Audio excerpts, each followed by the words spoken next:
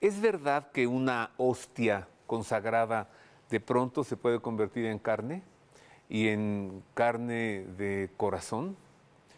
¿Es cierto que el vino consagrado de pronto se puede convertir en sangre y se conserva?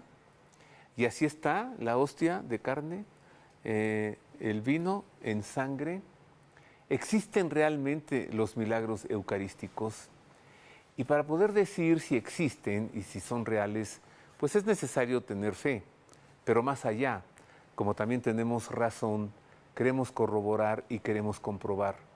¿Cómo entonces comprobar que una hostia o un vino se convierten en carne y en sangre? Los milagros eucarísticos es el tema de hoy. Para hablar de esto busqué a quien, pues en todo el mundo, es reconocido como la más grande autoridad en esto. Me refiero al doctor Ricardo Castañón, hoy él con nosotros.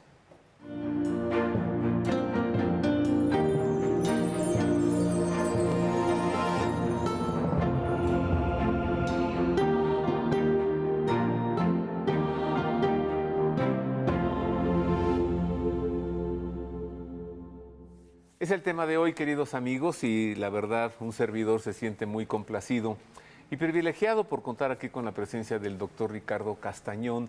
Él reside en Bolivia, que es donde nació, está en México para una serie de retiros que va a estar haciendo aquí una gira y después sigue en Estados Unidos durante 3 semanas para tener una gira. Y por eso lo atrapé y lo traje a la televisión. Ricardo Castañón es doctor en psicología clínica, con especialidad en medicina psicosomática y bioquímica cerebral.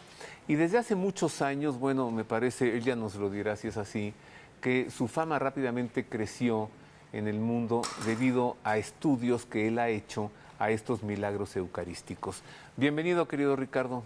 Roberto, un gusto estar en este programa, estar contigo, Gracias. Saludar a tu audiencia y me pongo a tu disposición. Muchas gracias. Es así. A partir de que comenzaste a hablar de milagros eucarísticos, ¿es que te conocimos? Yo me dediqué a la neurociencia desde muy temprano, he publicado hasta el presente unos 22 libros, pero la primera parte de mi actividad científica ha sido inspirada, o más que inspirada, iba a decir en el materialismo científico, pero digamos, no conocía la dimensión espiritual. Entonces, hasta el año 93 yo era un estudioso del cerebro, de la conducta, pero con pensamiento ateo. Y cuando empecé ya a hacer estos estudios de milagros eucarísticos, el público católico y también el otro público pues se interesó por mis investigaciones. Sí. ¿Y cómo fue? ¿Cómo es que fuiste a dar a eso? Además, sin tener fe. Bueno, yo me formé en mis primeros estudios en Italia, luego fui a Alemania donde hice las especialidades para bioquímica cerebral y en mi formación conocí a la doctora Rita Levi Montalcini, que era Premio Nobel de Medicina. Ella estudiaba cómo crecen las neuronas, yo me dediqué a estudiar la estimulación bioeléctrica de las neuronas. Y toda mi vida era más o menos ciencia, pero con el propósito de ayudar a las personas. Por qué una persona tenía depresión, qué sucedía químicamente en el cerebro cuando una persona tenía estrés. Escribí un libro muy importante que me tomó 17 años y que ahora tiene muchas ediciones, Cuando la palabra hiere, luego Cuando la palabra sana. O sea, he hecho una ciencia que pueda, digamos, partir de un laboratorio, ser compartida con los científicos, pero me preocupaba que eso llegara a la gente. Entonces me importaba que el hombre se beneficie de los resultados científicos, porque a veces esos resultados se quedan en los libros de ciencia, en las revistas especializadas, en un congreso científico y no llega a la gente. Sí. Entonces, un día de Alemania viajé a Bolivia a saludar a mi familia y esos días la prensa hablaba de una imagen de un Cristo que tenía efusión de lágrimas cristalinas. La gente dice que lloraba el Cristo. Nosotros técnicamente decimos efusión al brote de una sustancia, porque no puedo decir que llora porque no sé si es lágrima y no sé si es sangre. Entonces yo dije, si esa imagen tiene efusión de lágrimas cristalinas, eso no puede ser en una imagen de yeso, debe ser que la dueña de la imagen o alguien en esa casa tiene alguna capacidad mental, cerebral, psíquica, paranormal. Y yo quisiera estudiar esos poderes mentales, ¿no? ¿No pensaste que atrás le ponía alguna manguerita para poner agua? No, tú fuiste un poco más allá. Sí, no pensé en la malicia de la gente en ese momento. Esa mujer de esa casa, en su mente ha de suceder algo que provoca que esa imagen tenga una efusión de lágrimas cristalinas. ¿Tú pensaste eso? Yo sabía que era una mujer porque la entrevistaban en la prensa, pero yo pensé que era porque ella tenía algunos poderes mentales. Estoy hablando de los años 90. Ajá. Entonces fui a la... Bueno, y además la autoridad de la iglesia no se pronunciaba, ningún científico tenía interés y la prensa especulaba. Entonces yo dije, esta es una curiosidad, estoy de vacaciones en este país, pues voy a ir y voy a ver si me dejan tomar una muestra. Entonces me permitieron tomar una muestra de las lágrimas cristalinas y llevé a los laboratorios y era lágrima humana. Entonces esto fue interesante para mí, fue en junio del año 92, tomó tiempo hasta el 93 y luego el 95 en una ciudad de Bolivia que se llama Cochabamba, otra imagen de yeso empezó a exudar una sustancia rojiza. Y eso fue más dramático. Ahí yo ya no pensé que eran, digamos, poderes mentales, porque esa sustancia rojiza era sangre humana. Tenía...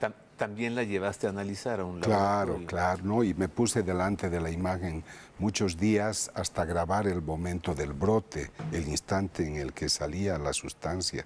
Cuando yo llegué, pues la cara estaba manchada de sustancias rojas, pero yo debo ver el brote. Entonces tomé las muestras y además viajé hasta Nueva Orleans para tomar un laboratorio y que el laboratorio pues me ayudara. Sangre humana, tiene ADN humano, tiene hemoglobina, glóbulos blancos, glóbulos rojos, ahora era sangre humana. Y esas cositas empezaron a mover digamos, los cimientos endebles de mi ateísmo.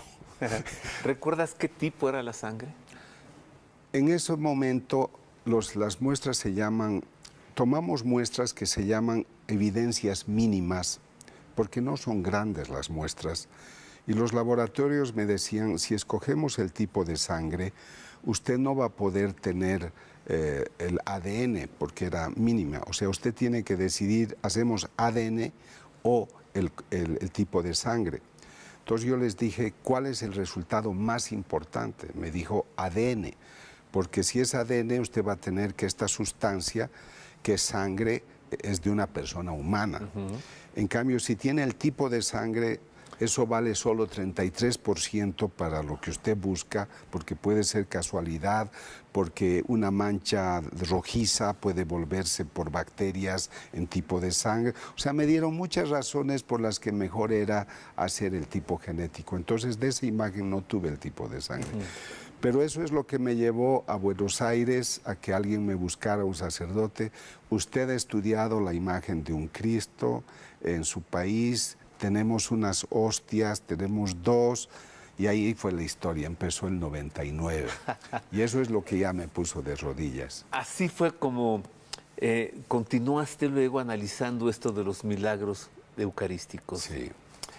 Vamos a pedirle a Marisa que nos hable de los milagros eucarísticos. Creo que muchos sabemos lo que es, pero posiblemente alguien no sepa de qué se trata, ¿no? Los milagros eucarísticos, mire. Los milagros eucarísticos son hechos sobrenaturales relacionados con el cuerpo y la sangre de Jesucristo en la Eucaristía. La mayoría de estos milagros han ocurrido durante la celebración de la Santa Misa. Algunos de ellos son hostias consagradas de las que ha emanado sangre, hostias que se transforman en carne o vino que se convierte en sangre. Otros se han manifestado en el pan eucarístico, que se conserva incorrupto por siglos, en hostias que levitan, aparecen o desaparecen de iglesias o que curan a personas enfermas o a pueblos enteros que padecen epidemias.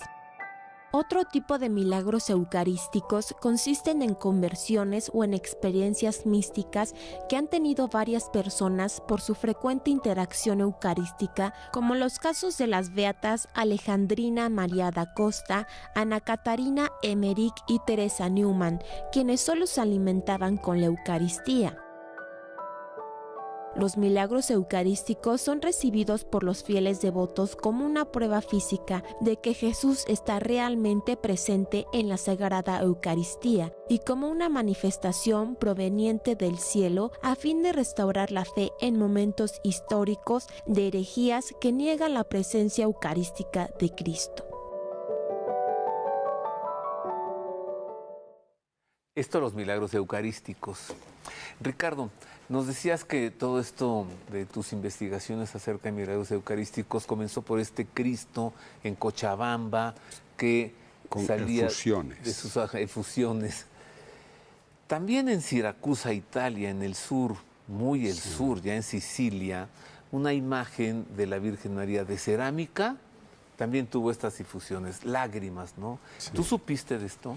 Cuando yo empecé a hacer este estudio, te estoy hablando ya de esa imagen con sangre, el año 95, busqué mucha literatura y encontré que el año 1953, en la casa de la señora, me parece, María Iannucci, la imagen de la Virgen exudó 6 veces.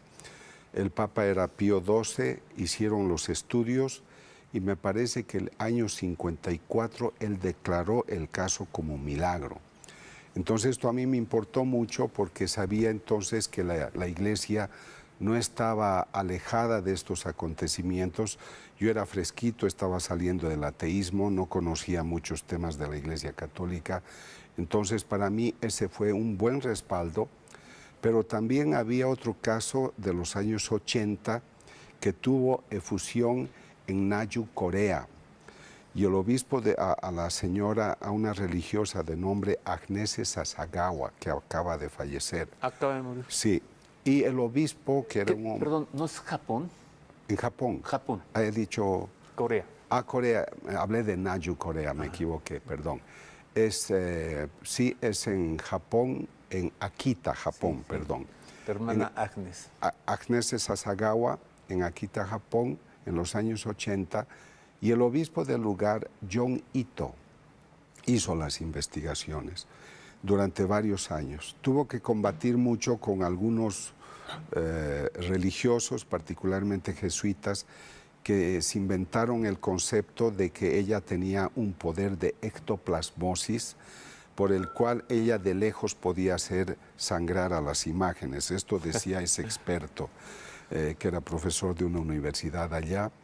Pero el obispo era un hombre de carácter, quiso hacer los estudios y luego yo viajé también para conocer... En Japón, allí en el convento. Sí, fui para conocer en primera mano el tema y se aprobó el caso, lo presentó al Vaticano, a la Oficina de la Doctrina para la Fe, donde el cardenal Ratzinger era el presidente. Y cuando recibió la nota dijo, no tengo nada en contra de la decisión de esta autoridad, porque él reconoció el caso como auténtico y de origen sobrenatural. Allí en el convento de la hermana Agnes, quien en paz descanse desde hace poco, tienen los algodones con todas las lacrimaciones, varias de esas, me parece que son... 101. 101 veces. Las hermanas las conservan. ¿Tú investigaste eso, Ricardo? No. ¿O entrevistaste a la hermana Agnes? No, yo fui, eso ocurrió en los años 80. Yo empecé a estos temas recién en el 95. Entonces yo fui solamente para conocer la historia, entrevistar a algunas personas. Ella ya estaba en otro convento porque la enviaron a otro lugar, no estaba en Akita cuando yo fui. Pero de ahí me fui a Naju, por eso me confundí, a Naju, Corea, a la casa de Julia Kim, que tenía otra imagen de la Virgen que exudó 700 veces. Au.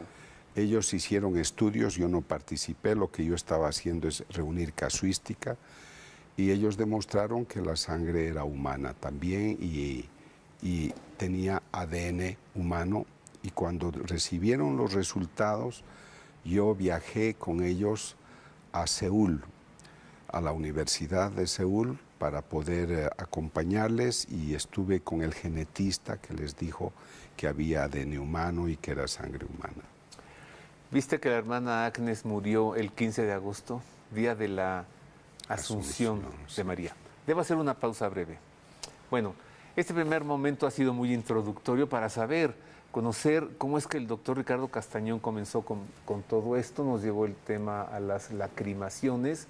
Después de una pausa vuelvo para hablar ya de los milagros eucarísticos y posiblemente el más cercano en el tiempo, y si no, sí en nuestro país, ese de Tixtla, Guerrero, cerca de Taxco, que el doctor Castañón también ha investigado. Vuelvo con los milagros eucarísticos.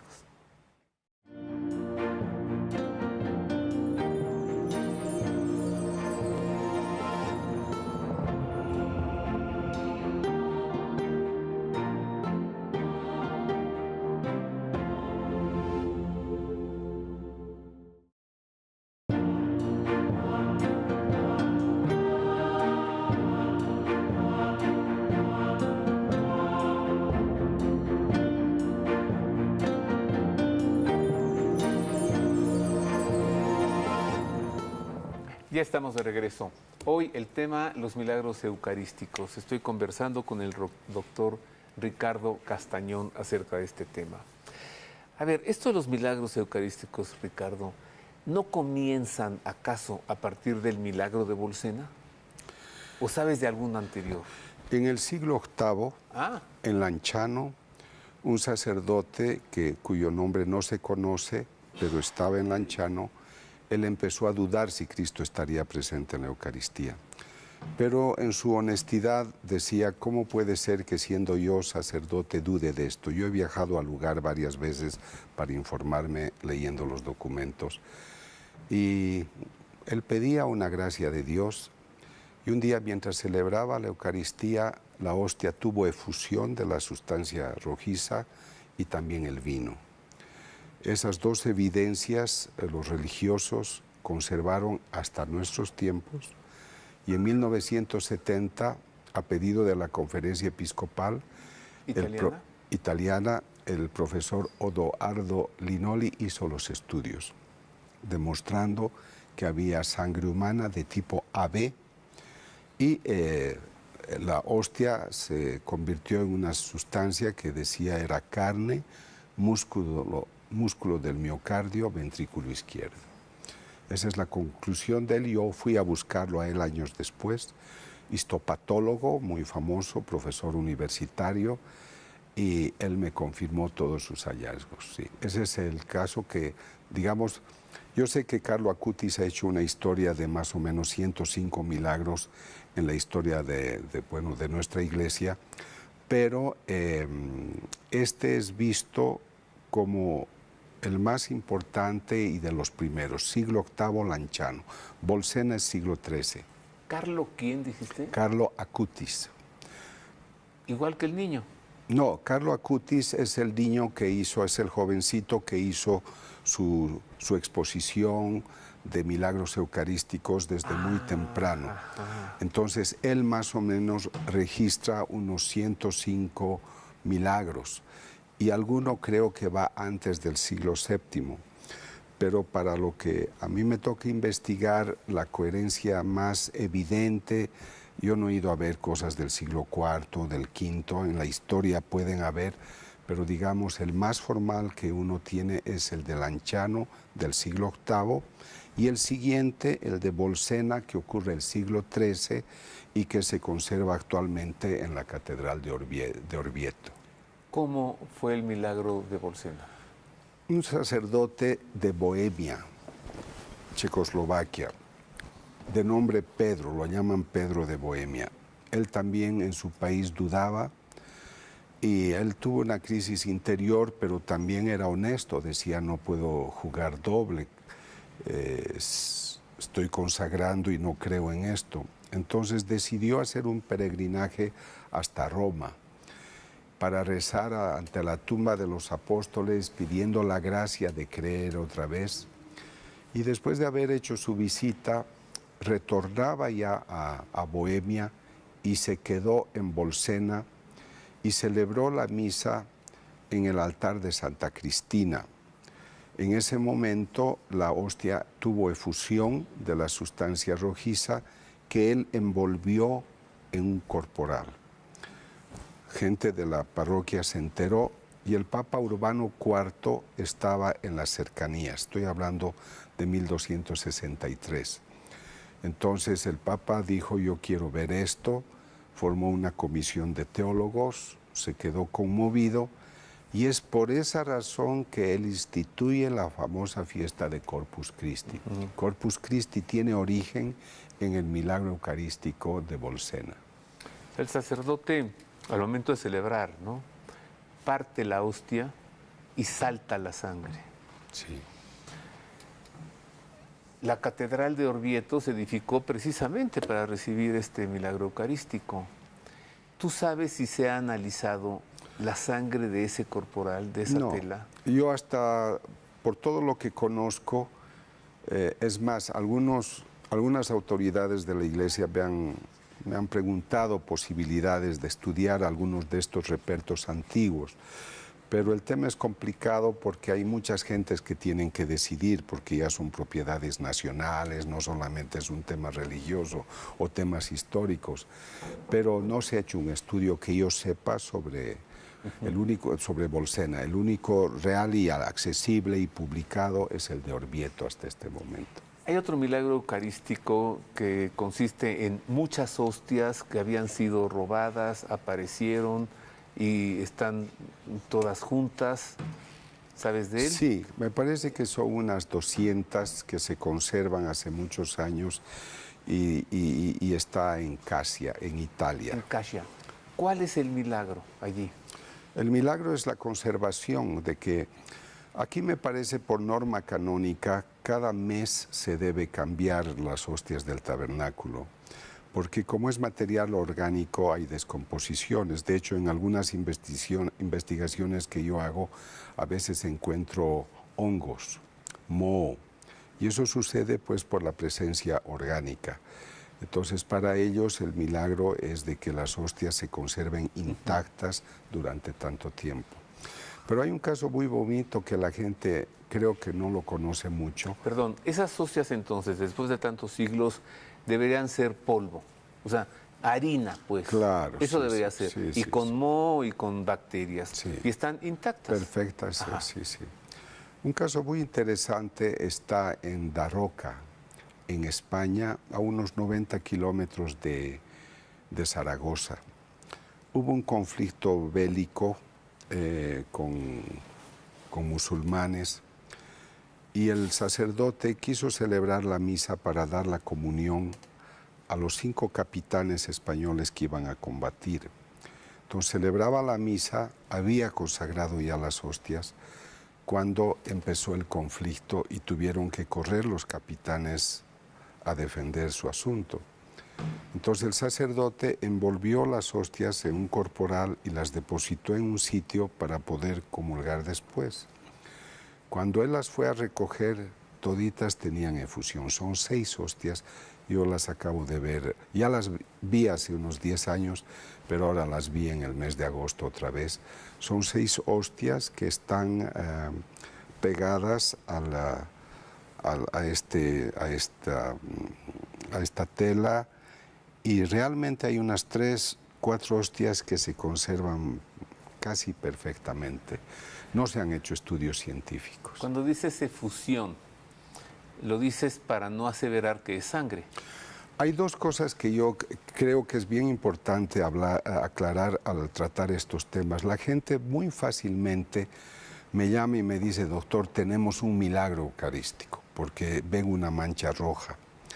Entonces yo personalmente les digo, mira, técnicamente usamos el término efusión, que designa el brote de una sustancia, pero yo no sé si es sangre hasta que se haga el estudio. Y esto, Roberto, porque he hecho varios estudios de imágenes y de hostias, donde hemos visto la efusión de una sustancia rojiza y el laboratorio no ha mostrado sangre. Entonces, esto es un misterio que hasta ahora yo no lo sé resolver. Pero por eso a mí me parece prudente la autoridad de la Iglesia, que no habla fácilmente de milagro. Entonces, es bueno entender que si hay una circunstancia, una evidencia de este tipo, yo uso el término de signo. Aquí hay un signo que vamos a estudiar. Por ejemplo, el caso de Buenos Aires, que ya el cardenal Bergoglio me pidió estudiar, no se ha declarado milagro oficialmente por la autoridad de la Iglesia. Entonces se habla de un signo eucarístico. En cambio, el caso de Tixla sí ha sido declarado milagro. Entonces la gente podría hablar de evidencia, de efusión o de signo, pero no puede hablar de milagro hasta que la autoridad de la Iglesia no lo declare como tal. Yo no tengo capacidad para decir esto es un milagro. Tú tampoco la tienes. Y yo por eso me cuido, porque a veces hay gente que me pide que yo participe. Yo no intervengo si no me lo pide la autoridad de la Iglesia formalmente. Pero no falta la persona que me dice, se hace fotografiar, yo le he mostrado al doctor este milagro eucarístico y a veces me ponen en problemas. Y él ya me dijo que sí. Entonces, ¿no? Y me dijo que es sangre. ¿Cuándo ocurrió el signo eucarístico en Buenos Aires, cuando el arzobispo era el cardenal Bergoglio?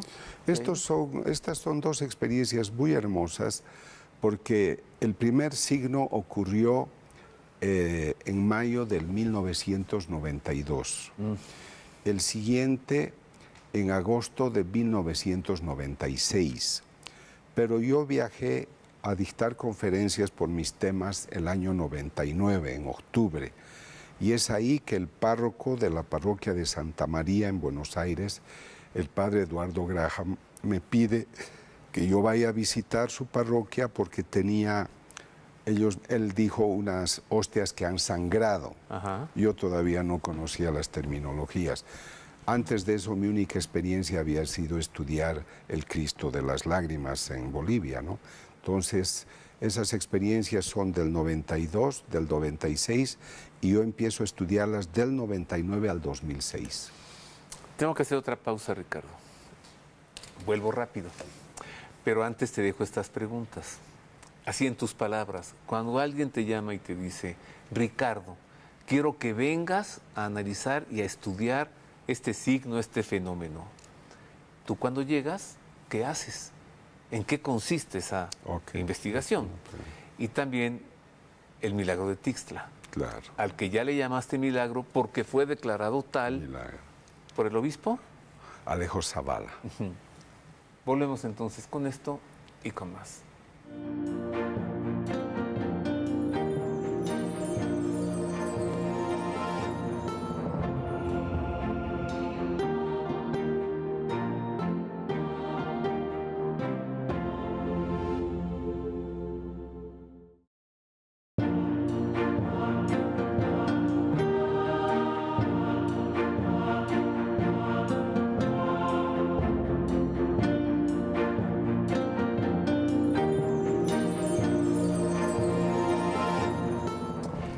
Continúo conversando con gran gusto con el doctor Ricardo Castañón. Hoy el tema, los milagros eucarísticos. Ricardo, Tixla, Guerrero, cerca de Taxco, una hostia sangró. ¿Sí puedo decir que sangró? Sí, porque demostramos que es sangre. Sí, a ver, sí. ¿Te llamaron? ¿Fuiste? ¿Qué pasó ahí? El año 2009 yo fui a dictar conferencias a Chilpancingo.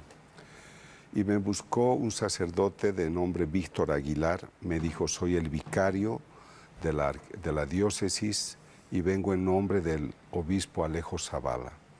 Tenemos una hostia que tuvo una efusión de sangre y quisiéramos que usted la vea. Como era una autoridad de la iglesia, me llevaron a Tixla, a la parroquia. que está a unos 20 minutos de Chilpancingo, y estaba la hostia en el tabernáculo. Yo vi que había una mancha bastante significativa, grande, y estaba ya oxidada y parecía sangre. Entonces yo le dije que sí, que podría ser sangre, pero que primero tenía que hacer los estudios. Pero quisiera decir algo muy bello sobre la persona de Monseñor Alejo Zavala, porque él me dijo esto: doctor, yo no me puedo equivocar. Tengo miedo que alguien le hubiera puesto sangre a la hostia y quisiera saber si usted puede descubrir si el origen es exógeno, externo o interno, porque yo no me puedo equivocar. Me encantó porque él había pensado en algo que yo no pensé, como metodología de investigación, llamamos diseño experimental. Entonces me fui a unos laboratorios de la policía forense y ellos me ayudaron a descubrir en México que el brote iniciaba en la parte media de la hostia y por capilaridad ascendente subía a la parte superior. Entonces tú tomaste esa hostia y la llevé al laboratorio. A no, yo estuve con ellos, yo no se las dejé. Y fui partícipe de toda la investigación, con toda metodología moderna de los forenses, descubrimos que el brote era desde la parte media y se llama capilaridad ascendente que iba.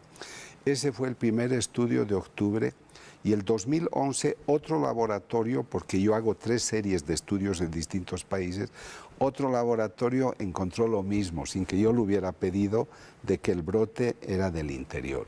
O sea, era una evidencia hermosa y el obispo me dijo, si usted encontraba esto, proceda, por favor. Fue muy bonito. ¿Y qué estudiaste? ¿Algo más? ¿El tipo de sangre? Bueno, no, si era sangre humana. No, el estudio me tomó...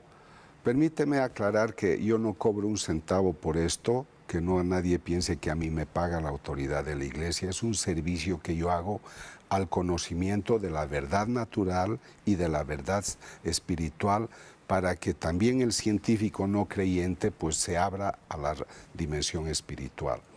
Entonces el estudio me tomó desde el 2009 hasta el principios de 2012, porque hay que ir a muchos laboratorios, y entonces encontramos que la sustancia era sangre humana, el tipo de sangre AB, el mismo que he encontrado en todas las hostias, y vino, también que he estudiado vino. Y AB, la sangre que está en la sábana santa de Turín, en el Santo Sudario de Oviedo también. También. Y creo que en Lanciano, ¿eh? Y en Lanciano también, y en todas las hostias que hemos estudiado, y también siempre los polacos que han siempre sabe. Hemos encontrado hemoglobina, la heteroproteína que lleva oxígeno a los tejidos y da coloración a la sangre. Hemos encontrado leucocitos, glóbulos blancos. Hemos encontrado glóbulos rojos, pero lo bello es que hay un macrófago, esto me lo explican los cardiólogos, un macrófago espumoso que es un glóbulo blanco grande, intenso, que está vivo y que está actuando para reparar una lesión que hay alrededor del glóbulo blanco, y es un tejido de miocardio lastimado por un infarto al corazón. Entonces los 2 cardiólogos que me asesoran dicen, doctor, esto es lo que nosotros vemos cuando un paciente ha tenido infarto al corazón. ¿Qué tal? Entonces, eso en la hostia de Tixla. Posiblemente cuando el Evangelio de Marcos dice, lanzando un fuerte grito, expiro, es el infarto, el corazón que se contrae. Según los doctores, el Señor ha tenido varios microinfartos. Él ha muerto de hipovolemia, que es que ya no tenía líquido, no tenía alimento, se secó el organismo del Señor y derramó hasta la última gota. Pero él tuvo varios infartos. Creemos que uno de los primeros fue la noche en Getsemaní. Él estaba asustado, él transpiraba, le reventaron los vasos capilares que están alrededor de las glándulas sudoríparas. Por la tensión que tenía, él transpiraba, temblaba. Entonces, como transpiraba y reventaron los vasos capilares, salieron las gotas gruesas de sudor mezclado con sangre, y por eso se dice que él trasudó o exudó sangre, pero era el sudor mezclado con sangre. Ese cuadro se llama hematidrosis. En clínica lo tenemos aún hoy en medicina psicosomática, que ocurre a una persona que está bajo alta tensión nerviosa. Entonces el señor posiblemente en ese momento tuvo los doctores usan el término microinfarto. Durante todas estas investigaciones, tú siempre llevabas la hostia de Tixla. Sí. Siempre, claro, por supuesto, con la autorización de Monseñor Alejo Zavala. Tomo tres muestras y viajo con esas muestras. ¿No llevabas la hostia Al principio me dieron para el laboratorio de medicina, porque teníamos que ver forense de la policía, para ver si yo encontraba el origen, ¿no? Ajá. Pero después tomé muestras, 3, porque una muestra hice en México, otra en Estados Unidos, otra en Europa, en varios laboratorios. ¿Y esas muestras las regresaste y las integraste a la hostia? Las muestras llamamos de... Los laboratorios a los que voy son de muestras mínimas. Entonces se hace un pequeño conjunto después y todo eso yo lo devolví a Monseñor Alejo Zavala. Mira, tengo un minuto más. Te voy a decir una cosa rapidísima. Vi un video en YouTube, me lo mandaron, y me pareció muy chocante porque es un señor que aparenta ser científico y dice que tomó sangre de Cristo, la mandó a 2 laboratorios y que le respondieron que qué sangre tan rara, que porque la cadena del ADN o algo así era solamente la mitad. Que entonces como si faltara el ADN del padre y solo estaba el de la madre, y en el video se suelta a llorar y dice cómo es que no reconocen a su Mesías, que es Cristo Jesús. Cuando vi eso dije, qué chocante, porque este señor no dice de dónde tomó sangre de Cristo para llevarla a 2 laboratorios. Solamente hay sangre de Cristo en 3 lugares, en la Sábana Santa de Turín, el Santo Sudario de Oviedo y en la Capilla de la Santa Sangre en Brujas, Bélgica, y evidentemente no se le van a dar a este señor. Entonces, hay mucho merolico, Ricardo, también en este tema. ¿Tú has visto ese videíto? ¿Le das crédito a eso? Alguna gente me lo ha enviado. Sé que ya es muy antiguo, pero como ahora estamos hablando de estos eventos, algunos se han interesado. Nosotros hemos obtenido ADN humano, adenina, tiamina, guanina, citosina, pero nunca hemos encontrado los cromosomas. De acuerdo a ellos, dice que han encontrado 23 cromosomas y que falta la otra mitad. Es un informe demasiado ampuloso, demasiado exagerado y no ha mostrado nunca una evidencia. En mi libro Crónica de un Milagro van a encontrar más de 30 o 35 páginas con todos los certificados médicos que confirman cada conclusión que yo estoy manifestando. Pero además... Así que esa yo creo que es una delicada y grave especulación. Y dice en su videíto que la sangre la tomó de debajo del Monte Calvario. Pues no, no puede ser. Bueno, danos en medio minuto una conclusión, Ricardo, y es esta, mira, ¿qué nos deja hoy un milagro eucarístico? O un signo eucarístico. Bueno, habría muchas respuestas. A mí me fascina pensar que en Juan 6:51 dice el Señor, el pan que te daré es mi carne. Y me alegra pensar que la transustanciación es una realidad que también se demuestra científicamente, aunque la fe no necesita pruebas. La palabra de Dios se cumple. Me parece que el católico debe valorar. Yo le pregunté al teólogo René Laurentán, ¿por qué ocurre este milagro? Para demostrarte que aquello que tú crees es verdad. Entonces yo pienso que ningún católico debería perderse la oportunidad de estar delante de un Cristo vivo que por amor se queda en esta sustancia sencillita de pan y vino que luego de la consagración es su cuerpo, sangre, alma y divinidad. Muchas gracias, Ricardo. Muy contento de estar contigo, un cariño a toda tu audiencia y espero nos volvamos a ver. Quiera Dios que sí. Buena estancia en México y en Estados Unidos. Muchas gracias. Buen regreso a casa en Bolivia. Gracias. Y gracias a usted, como siempre, espero haberle servido.